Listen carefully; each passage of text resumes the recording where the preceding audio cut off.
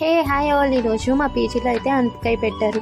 సరేలే అని drum stick curry చేసుకుందాం అనుకున్నాం. అందుకని ఆనియన్స్, చిల్లీ అండ్ టమాటో అయితే చాప్ చేసి పెట్టేసుకున్నాం.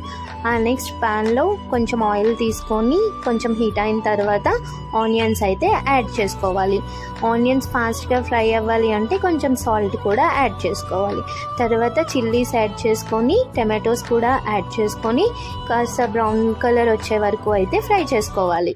వన్స్ అవి బ్రౌన్ కలర్లోకి టర్న్ అయిన తర్వాత మనం డ్రమ్ స్టిక్స్ కూడా యాడ్ చేసుకోవాలి. డ్రమ్ స్టిక్స్ కొంచెం ఫ్రై అయిన తర్వాత చిల్లీ పౌడర్ యాడ్ చేసుకొని బాగా ఫ్రై చేసుకోవాలి. అవి కూడా కొంచెం బ్రౌన్ కలర్ వచ్చేసిన తర్వాత కొంచెం వాటర్ అయితే ఒక 2 cups ఆఫ్ వాటర్ అయితే తీసుకోవాలి.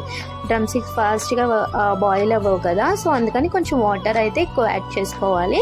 నెక్స్ట్ సాల్ట్ చూసుకొని సాల్ట్ కూడా యాడ్ చేసుకుంటే curry ready. By by all.